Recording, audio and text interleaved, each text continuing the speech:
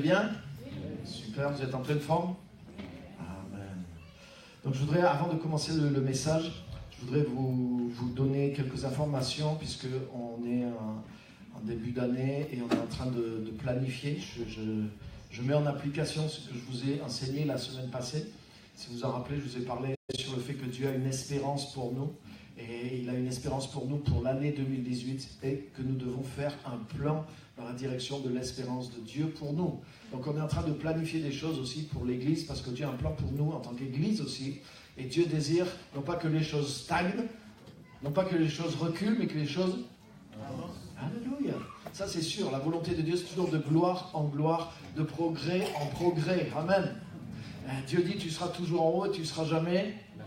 Alléluia. Donc Dieu prévoit qu'il y ait une croissance dans notre vie. Alléluia. Tu as remarqué par exemple si tu prends un arbre, un arbre qui ne monte plus en hauteur ou qui ne grossit plus en largeur, tu sais qu'est-ce que c'est? C'est un arbre qui est mort. Tant qu'un arbre est vivant, il pousse, non? Soit il monte.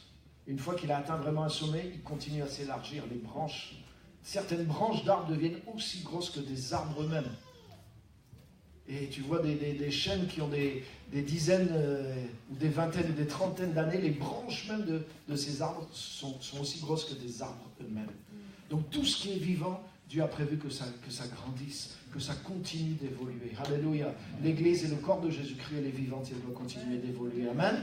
Amen. Donc pour aider aussi cette évolution, il faut arroser, il faut fertiliser, il faut engraisser.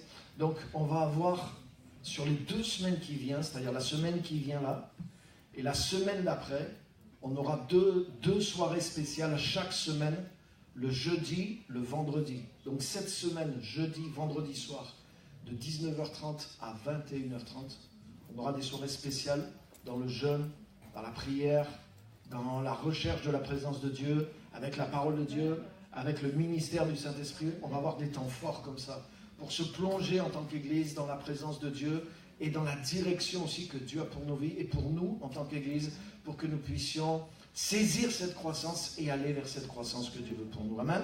Amen. Donc on aura un temps spécial jeudi soir, vendredi soir, et la semaine prochaine la même chose, jeudi soir, vendredi soir. Donc on aura ces temps dans le jeûne et dans la prière. Donc je ne vous impose pas de jeûner selon un rythme, si ce n'est la soirée. Puisque la soirée, on est ensemble, au moins sauter le repas du soir. C'est le jeûne minimum. Je dirais que le tout nouveau chrétien qui est là est capable de jeûner un repas. Et maintenant, si vous voulez jeûner tout le jeudi, tout le vendredi et continuer le samedi et le dimanche, et associer un temps de jeûne personnel pour vous en début d'année, non pas que le jeûne soit un sacrifice qui force Dieu à agir. Hein? Rappelez-vous, l'an dernier, à cette période, j'ai enseigné sur ce qu'est le jeûne. Mais le jeûne est quelque chose qui nous change et qui nous permet d'être plus réceptifs à Dieu, parce que Dieu ne change pas. Par exemple, Dieu est la parole de Dieu. Tu veux que Dieu te parle, mais Jésus est la parole vivante de Dieu. La parole parle par définition, par nature. Donc quand tu n'entends pas, c'est que tes oreilles sont bouchées. C'est pas que Dieu ne veut pas te parler. Donc un bon jeûne récure les oreilles spirituelles, par exemple. Et le jeûne ne force pas Dieu à me parler. Le jeûne libère mes oreilles pour que j'entende ce que Dieu essaie de me dire, et peut-être depuis longtemps déjà. Amen. Alléluia. Attention à ça.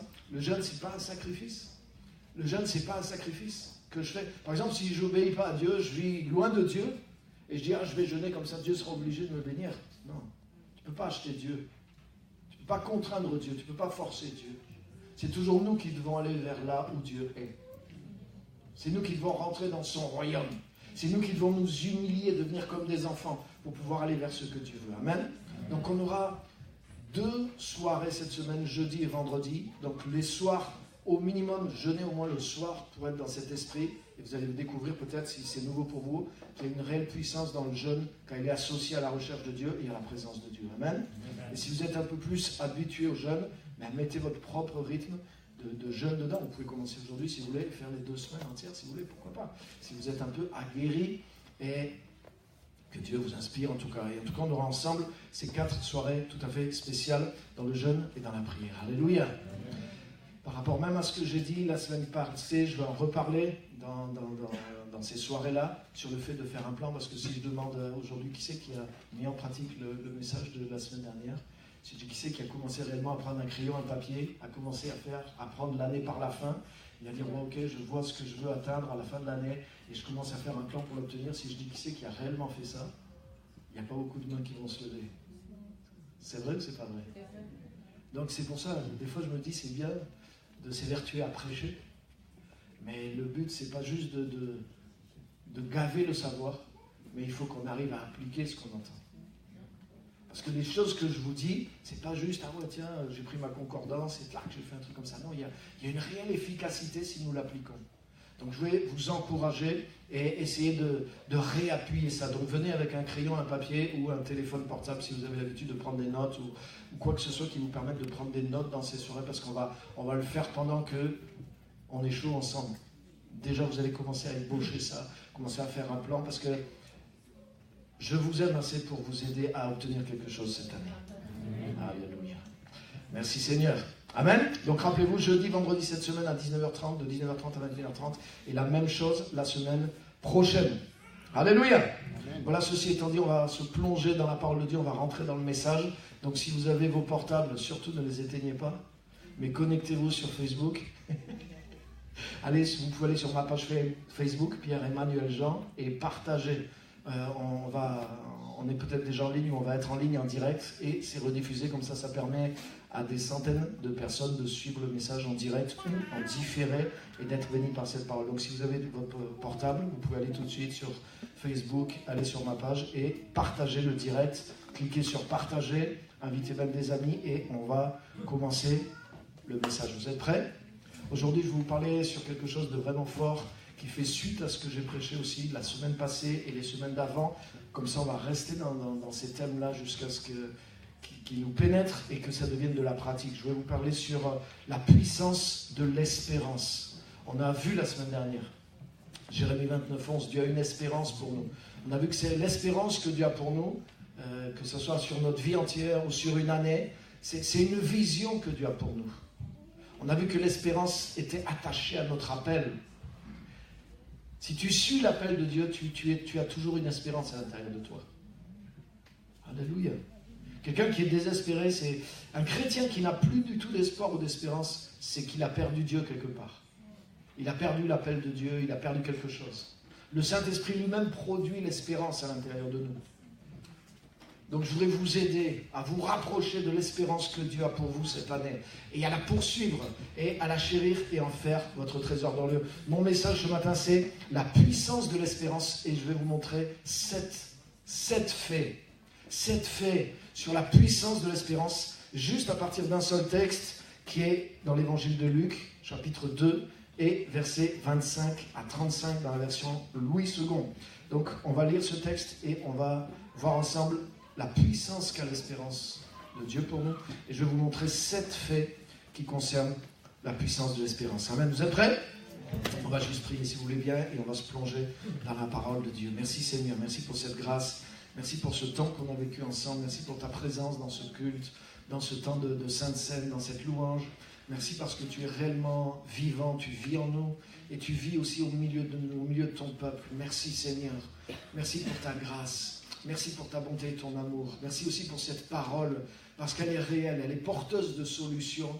Elle n'est pas là juste pour nous faire du bien sur le moment, mais son application peut réellement changer le cours de notre vie, le cours de cette année très facilement, parce que ta parole a créé la terre et les cieux, et elle est réelle, elle est puissante, elle est pleine de sagesse, pleine d'espérance. Et elle nous révèle l'espérance que tu as pour nous. Bénis nos vies par cette parole. Donne-nous vraiment de la mettre en pratique, de ne pas l'oublier, de ne pas juste être bénis pendant ce moment, mais de la garder pour l'appliquer. Merci pour l'amour que tu nous manifestes en nous, donnant ta parole aussi. Au nom de Jésus, nous t'aimons et nous voulons recevoir cette parole comme étant précieuse et l'appliquer dans nos vies. Et nous te rendons grâce pour ça, Père.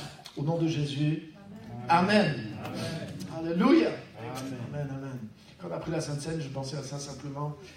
Dans l'histoire de l'homme, il y a beaucoup de gens qui se sont sacrifiés pour leur Dieu et pour leur religion. Et aujourd'hui, il y a des gens qui pensent qu'ils sont au summum de leur religion en se sacrifiant pour leur religion. Et c'est vrai, hein, c'est le summum, hein, se sacrifier pour un idole. Mais dans toute l'histoire de l'humanité, il y a un seul Dieu qui s'est sacrifié pour les hommes. C'est Jésus-Christ. Alléluia. Alléluia.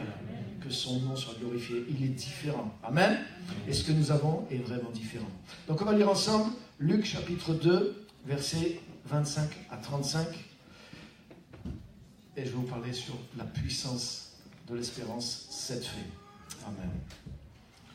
Luc chapitre 2.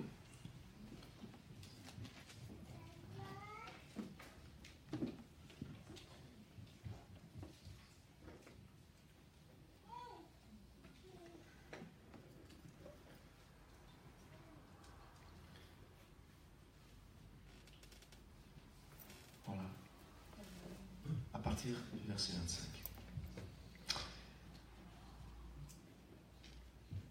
Et voici, il y avait à Jérusalem un homme appelé Siméon. Hein, tous les parents qui cherchent un prénom pour leur garçon. Cet homme était juste et pieux. Il attendait la consolation d'Israël et l'Esprit Saint était sur lui. Il avait été divinement averti par le Saint-Esprit qu'il ne mourrait point avant d'avoir vu le Christ du Seigneur. Il vint au temple, poussé par l'Esprit. Et comme les parents, c'est les parents de Jésus, apportaient le petit enfant Jésus pour accomplir à son égard ce qu'ordonnait la loi, il le reçut dans ses bras, bénit Dieu et dit, « Maintenant, Seigneur, tu laisses ton serviteur s'en aller en paix selon ta parole, car mes yeux ont vu ton salut, salut que tu as préparé devant tous les peuples, lumière pour éclairer les nations et gloire d'Israël, ton peuple. » Son père et sa mère étaient dans l'admiration des choses qu'on disait de lui. Siméon les bénit et dit à Marie, sa mère, « Voici, cet enfant est destiné à amener la chute et le relèvement de plusieurs en Israël et à devenir un signe qui provoquera la contradiction. Et à toi-même, une épée te transpercera l'âme afin que les pensées de beaucoup de cœurs soient dévoilées. » Oh. Prophétie pas facile, hein? Sur la fin en tout cas. Alléluia. Et au travers de ces versets, je voudrais vous montrer 7 faits sur la puissance de l'espérance. Déjà, juste se rappeler, l'espérance, c'est le plan que Dieu a pour toi. Jérémie 29, 11, car je connais les projets que je forme sur vous, projets de paix, non de malheur, pour vous donner un avenir et une espérance. L'espérance dans la Bible, c'est pas l'espoir. Parce que tu peux espérer des choses et elles n'arriveront jamais. Mais quand Dieu te donne une espérance, Dieu te donne une direction dans laquelle tu dois te tourner pour que ça arrive. Si tu regardes Siméon, il espérait quelque chose, mais il l'a reçu dans ses bras, il l'a touché. Il l'a eu. L'espérance de Dieu, j'ai cherché dans le dictionnaire de la Bible, et le mot espérance, j'ai aimé. Le premier mot que donnait le dictionnaire là, de la langue du grec, c'est anticipation. Donc l'espérance que Dieu te donne, c'est une anticipation. C'est-à-dire c'est quelque chose que tu sais avant que ça arrive. C'est quelque chose que Dieu veut manifester dans ta vie et il t'en donne l'anticipation. Donc ce n'est pas un espoir que toi tu te mets dans ta tête. C'est une espérance que Dieu te donne. Comme j'ai dit, Hébreux 6, 19, cette espérance, nous la possédons comme une ancre de l'âme sûre et solide. Elle pénètre au-delà du voile. Alléluia. L'espérance te permet de voir au-delà du voile, au-delà de ce qui est visible. Amen. Donc l'espérance, c'est le plan de Dieu pour toi, c'est le projet de Dieu pour toi, c'est l'avenir de Dieu pour toi, c'est la vision que Dieu a pour toi. C'est là où Dieu veut t'amener, c'est le cap que Dieu a pour toi. Amen. Et le Saint-Esprit te révèle l'espérance. J'ai parlé de ces choses déjà la semaine dernière, c'est juste pour qu'on ne se trompe pas de sujet, qu'on voit bien, qu'on parle bien de la même chose. Amen. Et il y a une puissance dans l'espérance. 7 faits. Première chose que je vois et qui est dans ce texte aussi. L'espérance divine te distingue et te rend visible pour Dieu. Quand tu regardes Siméon, vous avez vu, il était spécial quand même. Hein? Et tu sais quoi? Il était dans l'Ancien Testament. Siméon est dans l'Ancien Testament. Jésus vient juste de naître. Donc il a, comme moyen de s'approcher de Dieu, il n'a que les outils, entre guillemets, de l'ancienne alliance. Mais il est dit que malgré ça, l'Esprit de Dieu était sur lui. Pourtant, dans toutes nos théologies, on nous enseignait que l'Esprit de Dieu dans l'Ancien Testament, il venait que sur les rois et sur les prophètes pour des besoins spéciaux. Mais lui, il n'est ni roi ni prophète.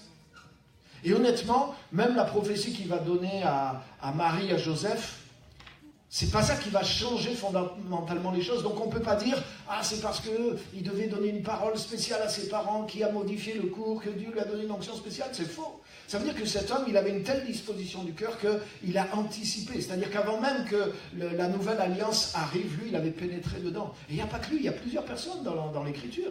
Parce que Dieu n'a pas changé. Dieu a changé d'alliance, mais Dieu lui-même n'a pas changé. Si tu connais vraiment qui est Dieu, ou si tu as l'intuition de qui est Dieu, tu peux l'atteindre. Et il y a plein de gens, ils ont la nouvelle alliance, ils ont tous les codes, mais ils n'atteignent pas Dieu non plus. Parce qu'ils ne connaissent pas comment toucher Dieu avec le cœur, ils ne savent pas comment, eux, se développer intérieurement pour atteindre Dieu. Tu peux avoir le droit légal de toucher Dieu par la nouvelle alliance, mais ne jamais le toucher de ta vie. Alléluia. Amen. Et cet homme Siméon, j'aime ce qu'il dit, le verset, si tu peux laisser le texte ou les versets parce que je veux vraiment revenir sur les versets. Au verset 25, il est dit « Et voici, il y avait à Jérusalem un homme appelé Siméon. » Ça veut dire qu'il n'y avait pas deux. Alléluia. Il y avait un seul homme appelé Siméon. Et vous savez, même ce qu'il a fait, tu sais, quand tu lis l'Écriture, tu dois comprendre une chose. C'est que l'Écriture, c'est... Le chroniqueur de l'Écriture, c'est le Saint-Esprit. C'est-à-dire que c'est comme si tu lis un article quelque part. Quand tu sais qui a écrit l'article, ça te donne une idée déjà. Mais quand tu lis la Bible, c'est le point de vue de Dieu. C'est toujours du point de vue du Saint-Esprit. Et le Saint-Esprit distingue des gens que personne n'a vus. En réalité, ce qui s'est passé ce jour-là, il n'y a que les parents de Jésus qui l'ont vu et qui l'ont su. Et s'il n'y avait pas le Saint-Esprit pour nous le dire, ça aurait pu passer complètement inaperçu. Mais dans l'actualité du Saint-Esprit, c'est un fait important. Pourquoi ? Parce que quand tu as l'espérance divine à l'intérieur de toi, comme c'était le cas pour Simeon, on va étudier son cas. C'est quelqu'un qui est comme possédé par l'espérance divine. On l'a vu. Lui, il attendait une chose, il avait une espérance, il avait un but, il avait une vision, il avait quelque chose qui le tenait au fond de lui. Et à cause de ça, il est distingué par le Saint-Esprit. Alléluia. Il y avait un homme à Jérusalem. Dans la Bible, par exemple, dans le prophète Ézéchiel, on connaît tous. Dieu dit, je cherche un homme. Parmi eux, j'ai cherché un homme, un vrai homme. Mais je n'ai pas trouvé. Alléluia. Mais là, Dieu a trouvé une personne à Jérusalem. Alléluia. Alléluia. Derrière cet homme, il y a une femme aussi. Il y a Anne. Et tu vois, c'est pareil. C'est des gens qui sont dans l'actualité du Saint-Esprit. C'est des gens que le Saint-Esprit distingue. Pourquoi ? Parce qu'il y a quelque chose de spécial à l'intérieur de ces personnes-là. Alléluia. Et tu sais quoi ? Si Siméon qui était dans l'ancienne alliance, il réussit à vivre ce qu'il vit, avoir la percée qu'il a, et être distingué comme il l'est par le Saint-Esprit, à combien plus forte raison nous le pouvons avec les privilèges que nous avons sous la nouvelle alliance. Alléluia. Amen. Donc, l'espérance, quand tu suis l'espérance que Dieu t'a envoyée, quand tu suis le plan de Dieu pour toi, l'espérance divine te distingue et elle te rend visible pour Dieu. Amen. Alléluia. Alléluia. Tu sais quoi ? Trop de chrétiens poursuivent une espérance terrestre.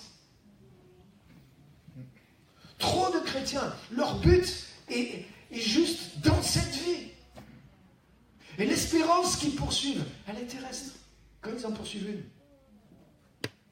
Des fois, les chrétiens ne poursuivent pas d'espérance.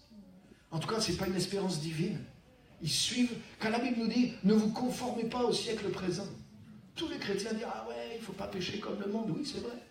Mais tu sais quoi, pécher, ça veut dire littéralement, premièrement, manquer le but. C'est clair que si tu vis dans le péché et que tu aimes encore le péché, tu dois te repentir déjà. Ça veut dire que tu n'es pas encore chrétien en réalité. Peut-être tu as une étiquette de chrétien sur toi, mais tu ne vis pas comme un chrétien et tu n'es pas digne de porter le nom de chrétien. Peut-être tu viens à l'église, mais tu n'es pas encore devenu chrétien, mais tu peux le devenir, c'est la bonne nouvelle. Mais en tout cas, si tu vis ouvertement dans la direction du péché, que c'est ton but, que ton espérance c'est le péché, mais tu dois te repentir. Là, tu n'es même pas visible encore. Tu es encore loin, tu es comme le fils prodigue qui est dans la mauvaise direction. Tu dois faire demi-tour et tu dois revenir. Alléluia. Mais une fois que tu es passé par là, il te faut capter l'espérance de Dieu pour ta vie. Alléluia. Et tu ne peux pas être sorti de ce monde, tu ne peux pas être sorti du péché de ce monde. Comme par exemple, Dieu a fait sortir le peuple d'Égypte. Dieu avait une espérance pour eux. C'était quoi? C'était Canaan, c'était la terre promise. Dieu n'a pas improvisé. Dès qu'ils ont passé la mer Rouge, il a dit, bon, on en fait quoi maintenant? Et tu sais quoi? S'ils sont restés 40 ans au désert, c'est parce qu'ils n'ont pas voulu prendre l'espérance que Dieu avait pour eux. Et eux, dans leur cœur, ils étaient, ah ouais, mais quand même, dès qu'il n'y avait plus d'eau, dès que c'était difficile, ouais, mais en Égypte, il y avait des oignons, ah, en Égypte, quand même, il y avait des concombres, ah oui, ils ont oublié qu'il y avait des coups de fouet aussi. Mais tu sais pourquoi? Parce qu'ils n'avaient pas d'espérance. Si tu n'as pas d'espérance à l'intérieur de toi, qu'est-ce qui te motive pour traverser les moments difficiles? Quand ton espérance est terrestre, tu ne fais que réagir aux moments présents qui sont dans ta vie. Et il y a des gens, ils sont chrétiens, mais ils sont dans une telle pauvreté spirituelle que leur foi ne leur sert que au jour le jour. Ah, Seigneur, fais que j'ai un travail, amen. Seigneur, fais que pendant tout le jour de mon travail, je ne sois pas malade. Fais que, Seigneur, je puisse avoir mes week-ends. Seigneur, fais que je puisse me payer une belle voiture. Seigneur, fais que mes enfants puissent aller à l'école. Seigneur, fais que mes enfants ne soient pas malades. Seigneur, fais que je vive le plus longtemps possible. Fais que j'ai une bonne retraite. Seigneur, tu vois tout ce qui se passe. Ça, c'est avoir une espérance juste dans la vie présente. Et en tant que chrétien, les amis, si Siméon a été distingué, mais lui, son espérance n'était pas dans la vie présente. Déjà, ce n'était pas pour lui. Le sujet de son espérance n'était pas pour lui. Il espérait pour son peuple. Alléluia. Amen. Comme je vous ai dit il y a quelques semaines, dans l'évangile de Luc, quand j'ai parlé aussi de Zacharie et Élisabeth, Dieu les distingue aussi. Et quand l'ange a dit à Zacharie, Zacharie, ta prière a été exaucée. On pense tous que la prière de Zacharie, c'était pour avoir un enfant, mais non. Il ne priait pas pour avoir un enfant. Sinon, il aurait cru. Il priait pour quoi? Il priait pour qu'il y ait des prophètes qui se lèvent. Il priait pour que les temps de salut, le temps de la consolation d'Israël arrive. Il priait pour qu'il y ait le réveil. Il priait pour que le royaume de Dieu se manifeste en Israël selon les promesses, selon ce qui était écrit. Et il priait pour ça, c'était son fardeau. Et quand il est rentré dans le temple, il a touché Dieu, il a été distingué par Dieu malgré qu'il était dans l'ancienne alliance. Et Dieu lui a dit, Zacharie, ta prière a été exaucée. Et le couronnement de Dieu, c'est que Dieu avait fait coïncider sa prière avec un besoin, ils n'avaient pas d'enfant. Et Dieu lui dit, c'est ton fils, il va être grand devant le Seigneur, et c'est lui, il va ramener des multitudes au Seigneur leur Dieu. Et c'était ça la prière de Zacharie, pas d'avoir un fils, mais de voir la multitude revenir au Seigneur son Dieu, parce qu'il vivait un temps d'apostasie, où Israël était loin de Dieu. Et la seule prière d'Israël, elle était pour le temps présent, Seigneur, délivre-nous des Romains, délivre-nous des Romains. Mais lui, il avait une autre prière à l'intérieur de lui. Seigneur, que ton royaume vienne, que ta volonté s'accomplisse. Que ton peuple revienne à toi. Sa prière, ce n'était pas que les Romains s'en aillent, mais c'était que le peuple d'Israël revienne à Dieu. Alléluia. Et l'ange a dit, ta prière a été exaucée. Et ça va être au travers de ton fils. Et là, il n'a pas cru. S'il priait pour un fils, il aurait cru. Et l'espérance divine te distingue et te rend visible pour Dieu. Alléluia. Alléluia. Un chrétien qui poursuit une espérance terrestre, il a échangé l'invisible pour le visible. Il a échangé l'invisible pour le visible. Alléluia. Mais c'est ça, ne pas se conformer au monde présent. C'est pas juste ne pas vivre dans la débauche. Les gens du monde présent, 99,9% vivent pour le visible. L'athée vit pour le visible. La foi de l'athée, c'est mangeons et buvons, car demain, nous mourrons. Cramons la vie par les deux bouts. Achetons, possédons, jouissons. Ça, c'est, autrement dit, toutes les richesses sont des richesses visibles. Et il faut se concentrer pour en profiter, pour en emmagasiner. Ça, c'est la vision. C'est l'espérance d'un athée. Mais en tant que chrétien, si ma seule espérance, c'est de mener ma vie tranquille pour moi et de vivre d'avoir un bon passage dans toutes les choses visibles qui sont sur la terre, mais je suis conformé au siècle présent. Ça veut dire que je me conduis, à part la question de vivre dans la débauche, mais je me conduis comme quelqu'un qui est du monde. Est-ce que vous me suivez? Amen. Alléluia. Donc tu ne peux pas échanger l'espérance divine contre une espérance terrestre. Parce que tu seras perdant. Et trop de chrétiens ont fait ça. Ils ont échangé l'invisible pour le visible. Deuxième chose que je voudrais vous dire. L'espérance est une vertu fondamentale d'un chrétien. J'en ai parlé ce mois-ci, le mois dernier. Maintenant, comme dit Paul, ces trois choses demeurent, la foi, l'espérance et l'amour. Et il dit, et l'amour est la plus grande des trois. Et Paul reprend ces trois vertus chrétiennes fondamentales dans plein de ces passages. On en a vu plusieurs. On a vu 1 Thessaloniciens, chapitre 1. Je me rappelle l'œuvre de votre foi, le travail de votre amour et la fermeté de votre espérance dans le Seigneur Jésus-Christ. J'ai développé ces points-là il y a quelques semaines aussi.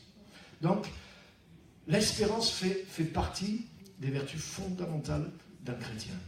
Et regardez Siméon, le Saint-Esprit nous fait un scanner et il nous révèle les strates de sa composition spirituelle. Vous allez voir de quoi est fait spirituellement cet homme extraordinaire qui est là. Toujours le verset 25. Et tu vois, si on prend le temps de méditer la parole de Dieu, toutes les richesses vont sortir. Tu vois, il y avait à Jérusalem un homme appelé Siméon. Siméon, ça veut dire celui qui écoute aussi. Il y a quelque chose d'intéressant là-dessus, mais je ne l'ai pas développé. Cet homme était juste et pieux. Il attendait la consolation d'Israël et l'Esprit Saint était sur lui. Alléluia. Amen. Alléluia. C'est fort. Ça veut dire que quoi? Il avait développé des vertus en premier à l'intérieur de lui. Il était juste et pieux. Ça veut dire qu'il était droit, il était intègre. Il avait une relation personnelle avec Dieu. Il n'avait pas juste la religion de tout son peuple, mais il avait quelque chose de... Il respectait Dieu dans sa vie privée. Il avait une vraie piété, il avait une vraie crainte de Dieu, un vrai respect de Dieu, un vrai amour pour Dieu, une vraie relation personnelle avec Dieu. Ça, c'est de quoi il est bâti, c'est son fondement. Deuxième chose, il attendait la consolation d'Israël. Ça veut dire qu'il était au courant qu'Israël devait être consolé. Et on verra comment.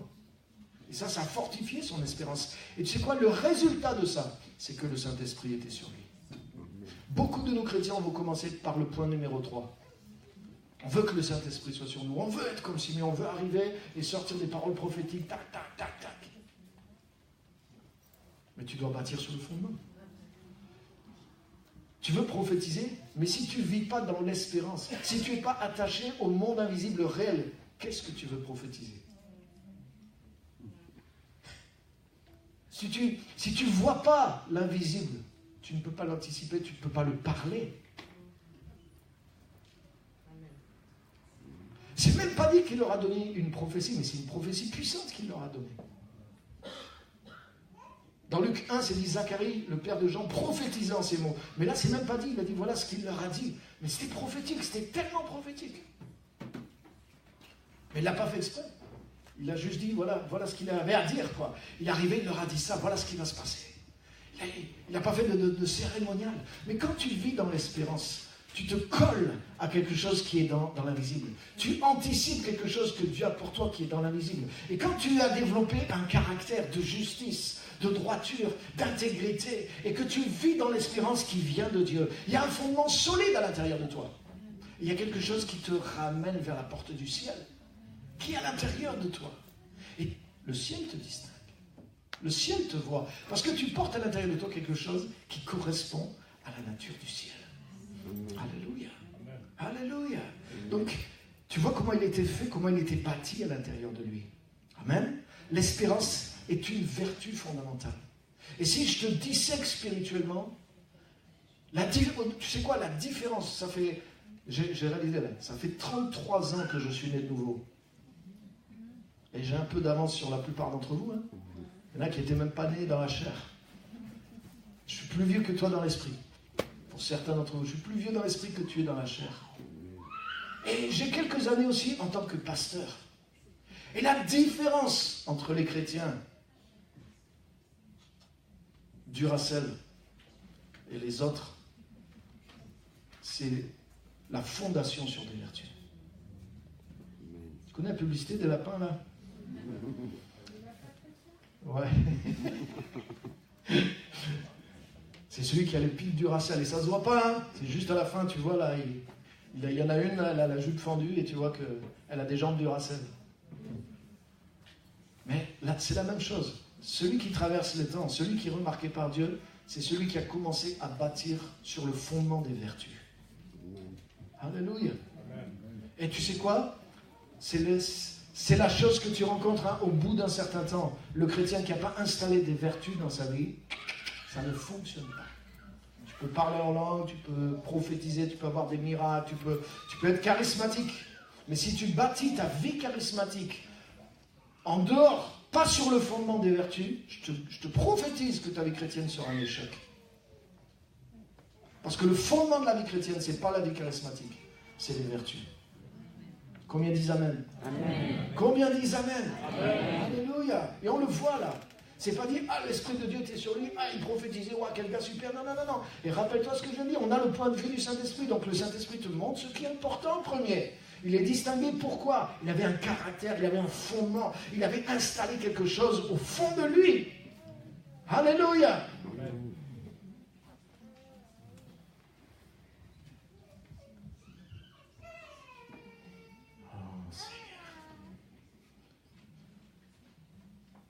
Un chrétien qui ment, un leader, un pasteur qui ment ouvertement pour cacher une chose, quelles que soient les raisons pour lesquelles tu mens, mais il y a un fondement qui n'est pas en toi, je suis désolé. Je suis désolé. Tu caches et tu mens. Et tu crois que tu vas réussir avec Dieu parce que tu parles en langue. Tu n'as aucune chance, tu n'as aucune chance. Tu perds ton temps. Tu dois revenir à la case départ. Et tu dois t'humilier. Et tu dois enlever ça. Quelles que soient les raisons pour lesquelles tu caches la vérité sur toi. Tu dois les enlever. Tu dois t'humilier. Si tu n'es pas en accord avec la vérité, tu n'es pas en accord avec Jésus-Christ. Parce que Jésus-Christ est la vérité. Donc ton parler en langue ne m'impressionne pas. Montre-moi la vérité qui est au fond de ton cœur. Quand le Saint-Esprit a sondé Siméon, la première chose, il a dit, il y avait la justice, il y avait la vérité au fond de lui. Alléluia. Et cet homme attendait la consolation d'Israël. Deuxième chose, et c'est ce qui l'a amené à voir l'Esprit de Dieu sur lui.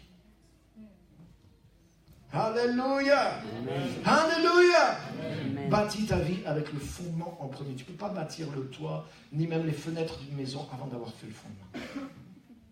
Et le fondement, c'est les vertus chrétiennes. Alléluia. Donc si tu vas aller vite, c'est bien, mais tu ne peux pas négliger ton fondement.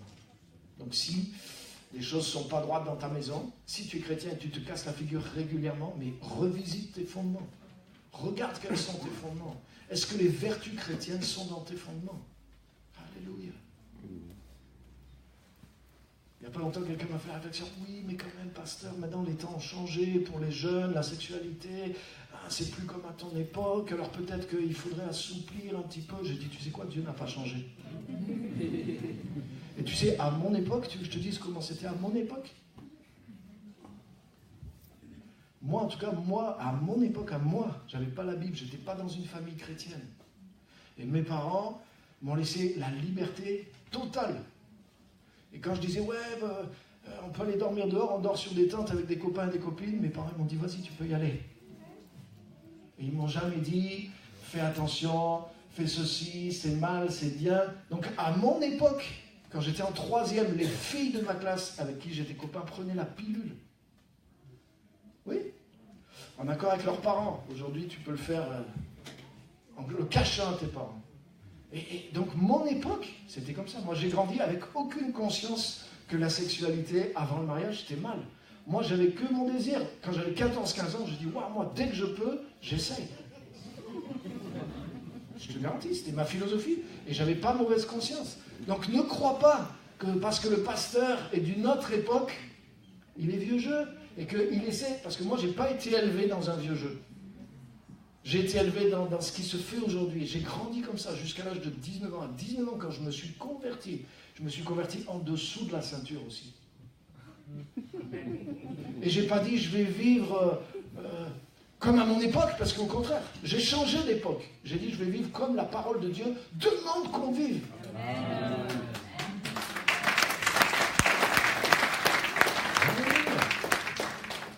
Et je n'ai pas couché avec ma femme avant le mariage. Pour être cru et direct. Cette semaine, j'ai célébré les 30 ans du jour où j'ai déclaré la flamme à mon épouse.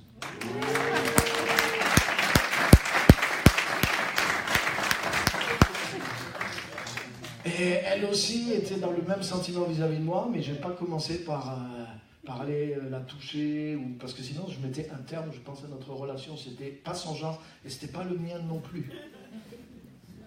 Parce que j'avais développé déjà des valeurs, et je me suis converti à l'intérieur de moi. Alléluia.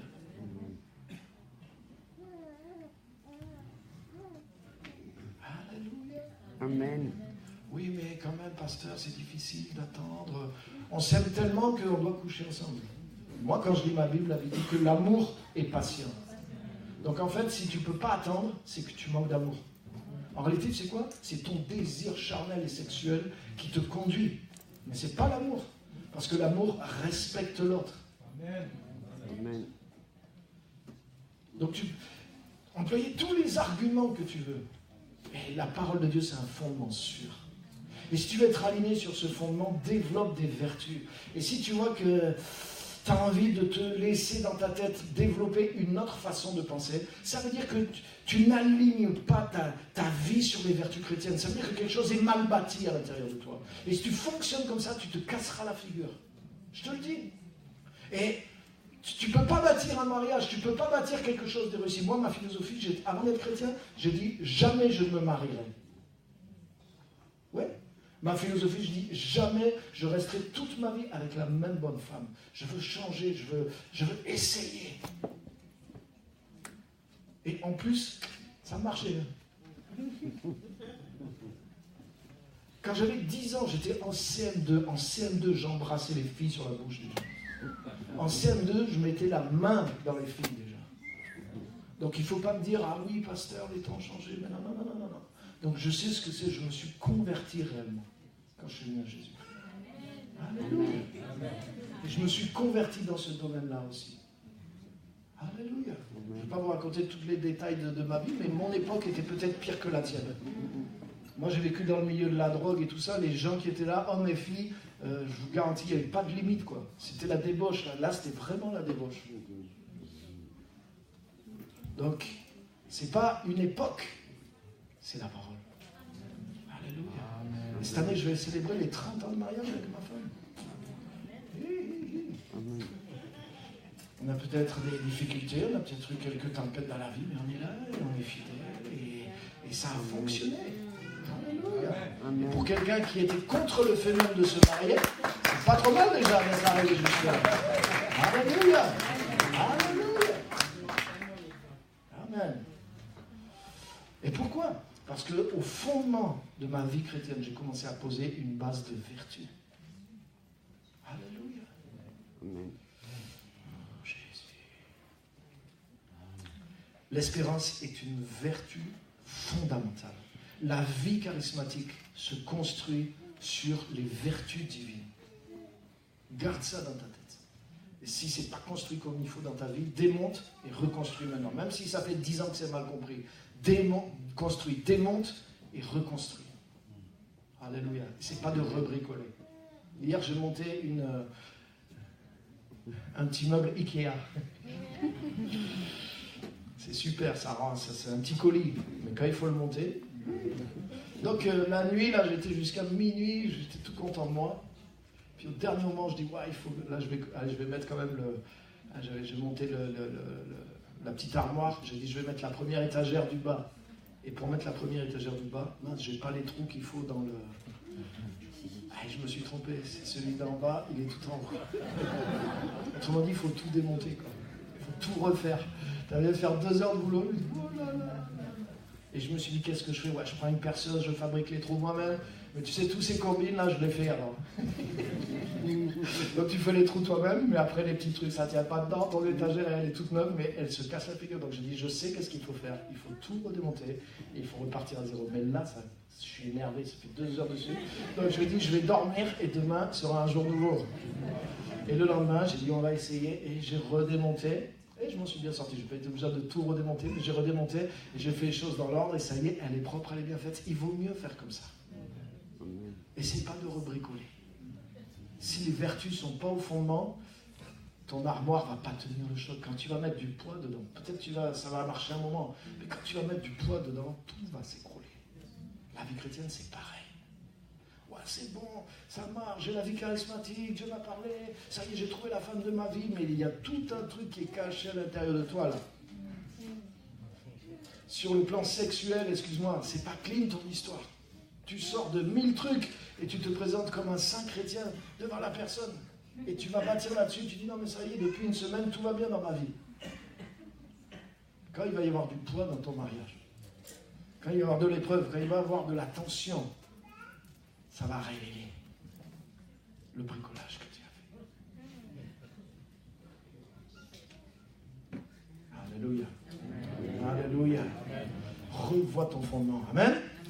Et je ferme ce point-là, mais emporte avec toi et travaille là-dessus. L'espérance, point suivant, l'espérance vient de Dieu par les Écritures. Il est dit de Siméon qu'il avait ce caractère de justice et qu'il attendait la consolation d'Israël. Donc il avait une espérance, il attendait la consolation d'Israël. D'où cela lui est venu? Ça lui est venu des Écritures. Romains chapitre 15, verset 4. Je vous lis ce verset. Or, tout ce qui a été écrit d'avance l'a été pour notre instruction, afin que par la patience et par la consolation que donnent les Écritures, nous possédions l'espérance. C'est fort. Afin que par la consolation que donnent les Écritures, nous possédions l'espérance. Donc l'espérance que Dieu a pour toi, tu vas la posséder au travers de la consolation qui vient des Écritures. Et c'est ce qui s'est passé. Romains 15, 4. C'est ce qui s'est passé avec cet homme. Il attendait la consolation d'Israël et l'Esprit de Dieu était sur lui. Alléluia. Si tu es rempli des Écritures et que l'Esprit de Dieu travaille les Écritures dans ta vie, tu vas aller dans le sens de Dieu. Comment lui, il a pu développer une telle espérance? Comment lui, il a pu aller jusque-là? Parce qu'il était dans les Écritures. Par la consolation que donnent les Écritures, nous possédions l'espérance. L'espérance ne vient pas sur toi comme ça. Elle vient de ton étude des Écritures.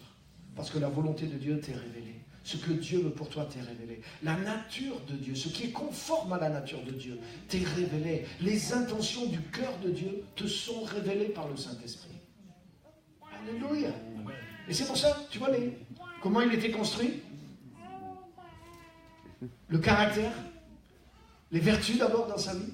Ensuite, la consolation d'Israël, autrement dit, c'est un homme qui a forgé sa vision dans les Écritures.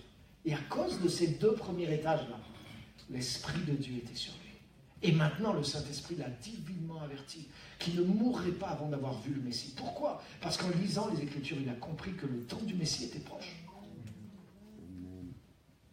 Et le Saint-Esprit l'a confirmé. Le Saint-Esprit n'a pas seulement mis une espérance dans le cœur, mais le Saint-Esprit lui a dit, toi tu vas le voir. Tu vas être de cette génération qui va voir cette gloire de Dieu se manifester. Amen. Alléluia. Amen. Alléluia. Amen. Quand Dieu te donne une espérance, c'est pour qu'elle se manifeste pendant que tu es vivant dans ta vie. Peut-être pas la totalité de ton espérance, mais une grande partie de ton espérance, celle que Dieu te donne d'une manière spéciale, mais qui repose sur les Écritures. Il y a des choses qui sont pour tout le monde dans les Écritures. Mais quand tu lis les Écritures sous l'onction du Saint-Esprit, par ces mêmes Écritures, Dieu va déposer dans ton cœur quelque chose qui n'est valable que pour toi. Amen. Et c'est cette espérance-là que Dieu veut que tu poursuives. Dieu ne veut pas que tu poursuives une espérance terrestre. Dieu ne veut pas que tu sois simplement attaché à posséder ce qui est visible. Mais Dieu veut que tu sois attaché à cette espérance qui est invisible. Et Dieu veut que tu amènes cette espérance à voir le jour au travers de ta vie. Parce que Dieu est fidèle. Dieu veut que par la consolation que donnent les Écritures, tu possèdes l'espérance. L'espérance qui ne trompe pas. Romains 5,5. Parce que l'amour de Dieu est déversé dans ton cœur par le Saint-Esprit. Alléluia. On retrouve la même chose dans Simeon. Il avait l'espérance par les Écritures et l'Esprit Saint était sur lui. Alléluia. Beaucoup de chrétiens charismatiques ont des espérances trompeuses. Ouais, mais Dieu m'a montré, Dieu m'a dit, mais il n'y a pas de fondement dessous. Il n'y a pas de vertu. Si je creuse dans ta vie, je devrais trouver la première couche, toutes les Écritures qui sont là. C'est-à-dire que l'espérance qui s'est bâtie en toi devrait être constituée de choses qui viennent de l'Écriture et qui révèlent les Écritures et la nature de Dieu. Mais il n'y a pas ça en toi. Et si je creuse encore plus profond, des fois, je trouve qu'il n'y a même pas les vertus fondamentales. Et tu es en train de me dire, ouais, moi j'ai une espérance parce que Dieu m'a parlé. Ton espérance est vaine. Et elle va s'effriter. Et elle n'est pas de Dieu. C'est une espérance qui est trompeuse. Le Saint-Esprit confirme l'espérance qui vient de Dieu. Or, l'espérance ne trompe pas. Le Saint-Esprit appuie l'espérance qui vient de la nature de Dieu et qui vient des Écritures et que lui-même te révèle au travers de toutes ces choses-là. Alléluia. Amen. Cette espérance-là est une anticipation. Cette espérance-là est réellement prophétique. Cette espérance-là vaut vraiment la peine de s'attacher à elle et de vivre sa vie pour elle. Mais elle est profonde, elle a un fondement profond. Alléluia. Alléluia. Amen. Le Saint-Esprit et la parole t'orientent à posséder l'espérance, qui est la vision de Dieu pour ta vie. Amen. Amen. Point suivant. L'espérance divine te relie à l'invisible. Et elle te fait percer dans l'invisible. Si tu regardes la vie de Siméon, non seulement il avait cette espérance, mais le Saint-Esprit était sur lui et il a été divinement averti par le Saint-Esprit. Et il a été même poussé par le Saint-Esprit à venir ce jour-là au temple. Autrement dit, c'est quelqu'un qui a eu une percée spirituelle. C'est pas juste quelqu'un qui avait une espérance et qui était religieux, mais comme il était bien bâti spirituellement. C'est ce qu'on a vu. Comme il était bien bâti, il s'est rapproché des choses qui sont vraiment dans le cœur de Dieu. Il s'est rapproché de l'espérance que Dieu avait pour lui. Il s'est retrouvé tellement près de la porte du ciel que cette porte s'est ouverte. Alléluia. Amen. Tu sais, en réalité, Matthieu 7,7, Jésus nous révèle un processus. Demandez et vous recevrez. Cherchez et vous trouverez. Frappez et l'on vous ouvrira. Mais c'est un processus, c'est une croissance. Demander, c'est une chose. Tout le monde demande à Dieu, même l'athée, quelquefois dans sa vie, demande à Dieu. Donc tout le monde demande à Dieu. Et Dieu est bon et Dieu donne des réponses. Mais ceux qui cherchent sont déjà moins nombreux que ceux qui demandent. Donc demander doit t'amener à chercher. Mais la dernière étape, c'est frapper et on vous ouvrira. Mais pour frapper, il faut avoir trouvé la porte déjà. Amen. Et la porte, elle n'est pas donnée à ceux qui demandent seulement. La porte, elle est demandée, elle est donnée à ceux qui cherchent. Amen. Demander, c'est une chose. Chercher et ensuite frapper. Pourquoi? Parce que celui qui a cherché, qui a passé du temps à chercher, il finit par trouver la porte. Donc la porte est encore fermée, mais il a trouvé la porte. Et il frappe à cette porte. Mais Siméon, c'est quelqu'un qui est comme ça. Il a plusieurs étages dans sa vie. C'est quelqu'un qui a demandé à Dieu, mais c'est quelqu'un qui ne s'est pas contenté de demander. Il a cherché, il a étudié les Écritures, il a bâti sa vie à l'intérieur de lui. Il a commencé à comprendre la direction de Dieu, la vision, l'espérance de Dieu pour lui, et pour son peuple, pour sa nation. Et il a commencé à chercher, et il a commencé à trouver, et il a trouvé une porte. Et quand il a frappé à cette porte, Dieu lui a ouvert. Et le Saint-Esprit l'a entraîné, et il a commencé à lui révéler certaines choses. Alléluia. Mais en tant que chrétien dans le Nouveau Testament, on a tous accès à ces choses-là. On a accès à l'Esprit de Dieu, on a accès à la révélation. Mais tu sais quoi? Il faut quand même faire ce chemin-là. Il faut quand même suivre ce processus de bâtir des vertus à l'intérieur de toi. Et d'avoir ce cœur qui cherche les Écritures, qui cherche l'espérance, qui se détache du visible et qui cherche à atteindre Dieu dans l'invisible pour le trouver, pour que la porte de la révélation s'ouvre là. Il faut qu'il y ait quelque chose qui cherche à l'intérieur de toi. Si tu n'aimes pas vraiment Dieu, même que tu sois sous le sang de Jésus, si tu n'aimes pas Dieu au point de le chercher jusqu'à ce que tu le trouves, mais les portes de la révélation ne vont pas s'ouvrir comme ça dans ta vie. C'est rare en tout cas. Alléluia! Mais si tu as soif, si tu aimes Dieu, si tu le cherches, si tu sondes les Écritures, parce que tu veux connaître Dieu, et l'Esprit de Dieu va être sur toi, il va te guider, et tu vas trouver des portes, et les portes vont s'ouvrir, et tu vas rentrer dans ces portes-là. Alléluia! Et ça, c'est la vie chrétienne normale, mais tu dois t'attacher à ce qui est invisible. L'espérance divine te relie à l'invisible et te fait percer dans l'invisible. Amen? Amen. C'est quoi? En réalité, toutes choses, mais toutes les plus grandes choses commencent dans l'invisible. Alléluia!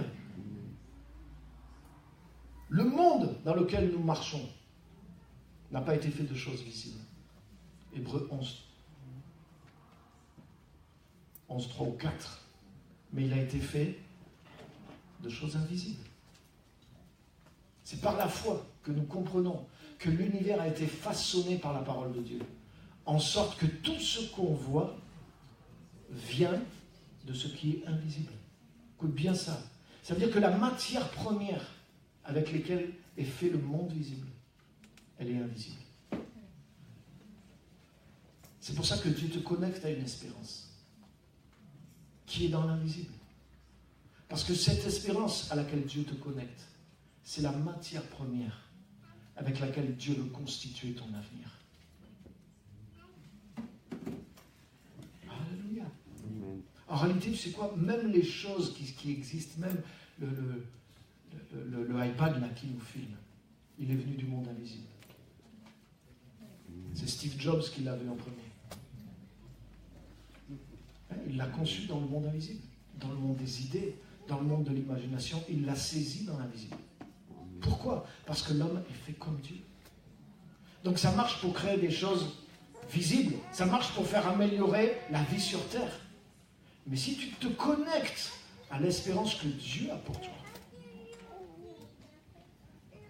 ça va permettre à Dieu de rendre visible dans ta vie les choses que Dieu te montre dans le monde invisible. Amen. Alléluia. Quelles que soient les impossibilités. Parce que tu peux avoir une idée en tant qu'inventeur, mais tu as des possibilités pour y arriver. Tandis que dans le monde de la foi et de l'espérance, Dieu peut te montrer une espérance avec laquelle tu n'as aucune possibilité. Mais c'est en passant par l'espérance que ces choses s'accomplissent. Dieu a montré à Abraham une espérance qui deviendrait le père d'une multitude de nations. Mais il était vieux et sa femme était stérile. Mais la Bible dit que, espérant contre toute espérance, il crut. En sorte qu'il devint de cette façon-là le père d'une multitude. Il a engendré quelque chose en se tenant dans la présence de Dieu au moyen de l'espérance que Dieu lui avait donnée. Alléluia. Tout ce qui existe dans le visible a sa racine dans l'invisible. Le monde dans lequel nous marchons aujourd'hui est une espérance que Dieu avait et qui s'est manifestée.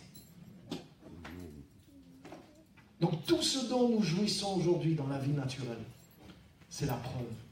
Nous marchons dans l'accomplissement de ce principe, qu'une espérance qui vient de Dieu, un jour tu marches dessus, elle devient solide, elle devient réelle.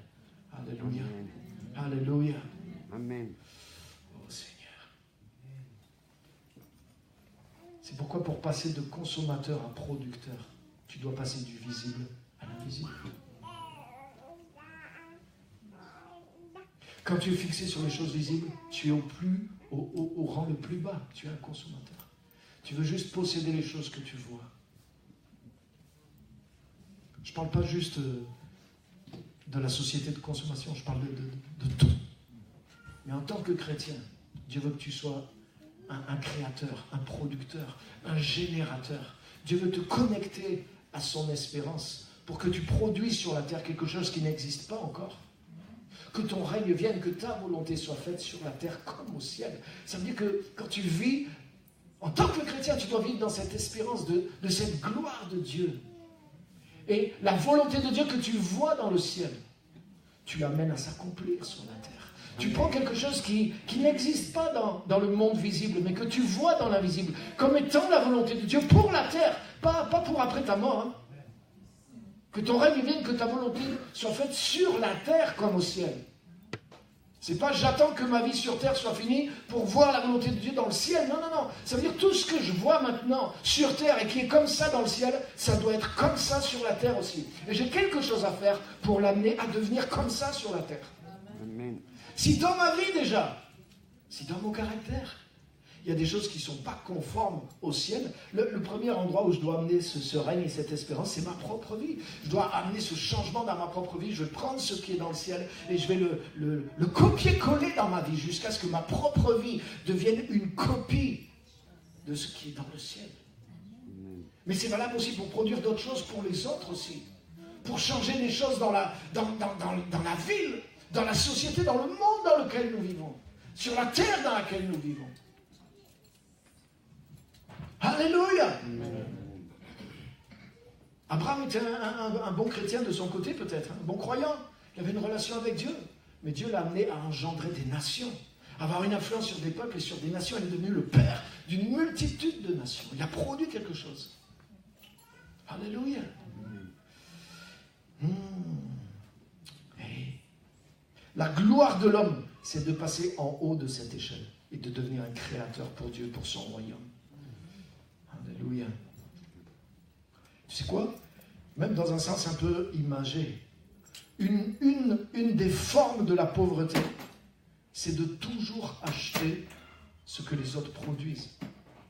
Mais la richesse, c'est produire ce que les autres vont acheter.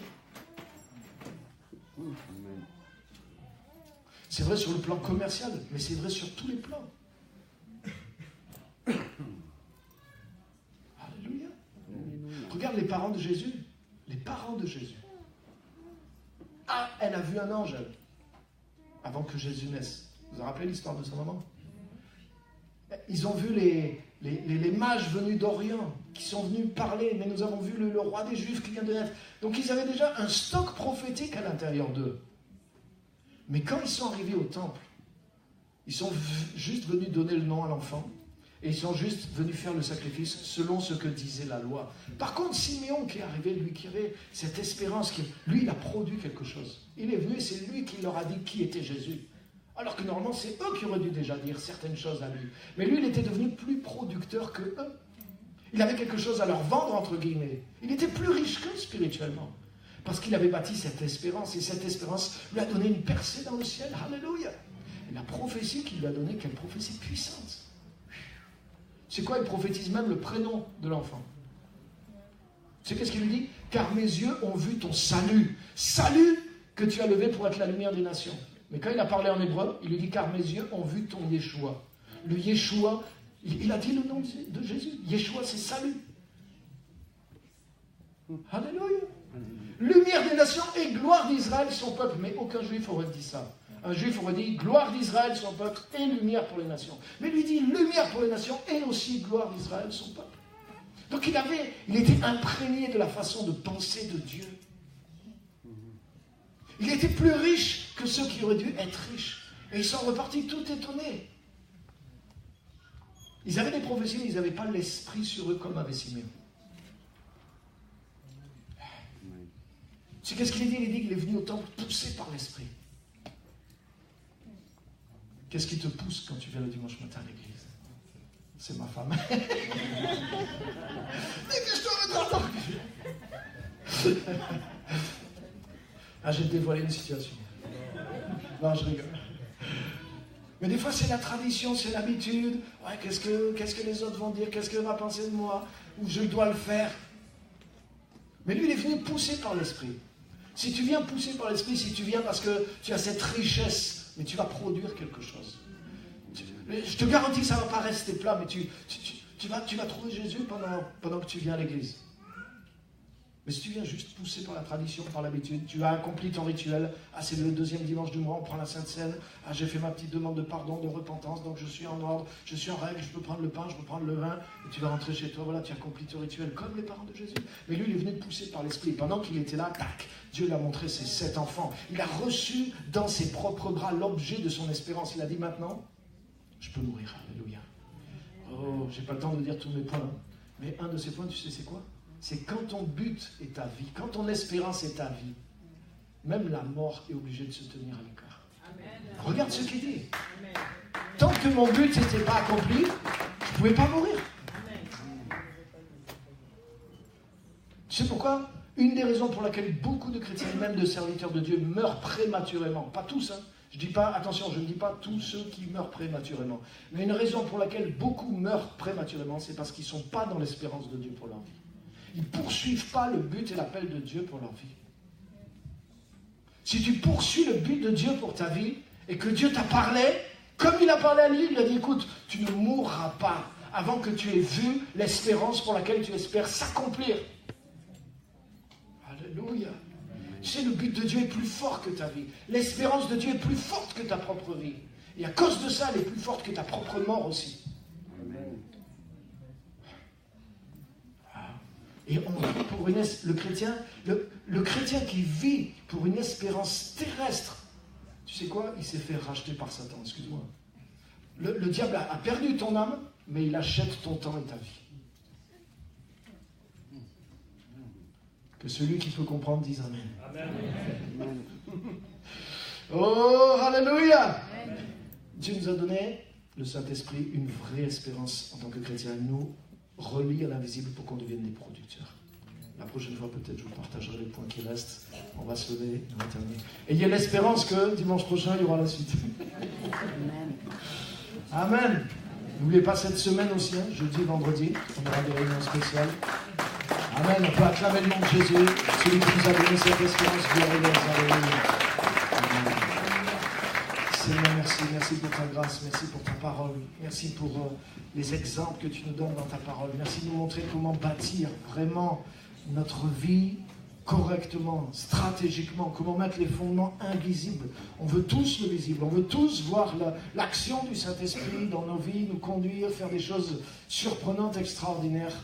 Mais souvent, on ne voit pas ce qui est en dessous et qui a provoqué ça.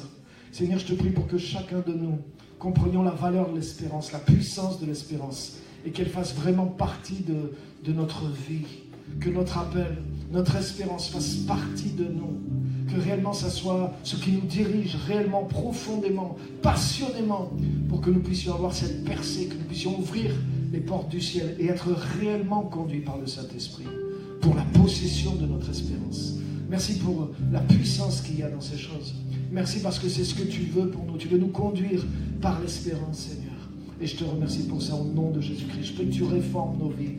Je prie qu'en ce début d'année, ça soit l'occasion de construire réellement, de reconstruire nos vies selon ton modèle et d'aller au bout de ce succès que tu as pour nous, de ces choses que tu veux pour nous, comme tu l'as fait pour Siméon. Merci Seigneur pour chacun de nous, pour cette Église. Merci pour les temps que tu vas nous donner en fin de semaine, la semaine prochaine, où tu veux appuyer ces choses-là. Merci pour ce que nous pouvons faire nous-mêmes tout au long de cette semaine aussi, dans nos vies personnelles, et embrasser vraiment l'espérance que tu as pour nous. Alléluia. Planifier nos vies en vue de l'espérance. Ne pas échanger l'invisible contre le visible. Ne pas être au bas de l'échelle et de tout le temps acheter ce que d'autres produisent, mais devenir à notre tour des gens qui produisons spirituellement ce que les autres vont recevoir, vont avoir besoin, au nom puissant de Jésus-Christ. Je te remercie, merci de nous parler, merci de nous fortifier, merci de nous donner, de mettre en place vraiment ces choses dans nos vies, de nous être sérieux avec ta parole pour l'appliquer maintenant.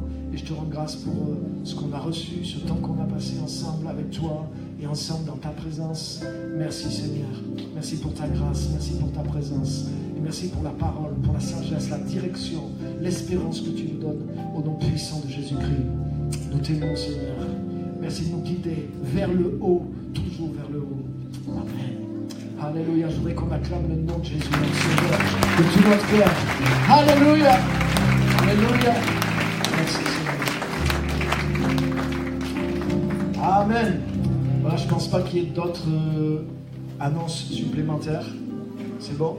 Donc je vous libère, l'heure a déjà passé. Excellent dimanche, bonne semaine. On se retrouve jeudi et vendredi à 19h30. Excellente semaine à tous.